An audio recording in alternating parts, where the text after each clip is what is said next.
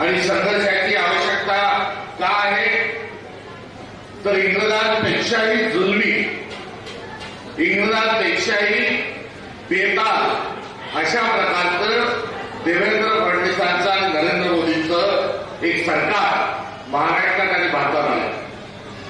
आणि हे सरकार काय करतंय तर या देशाचा कारभार कसा चालवायचा हे राज्य रयतेचं आहे.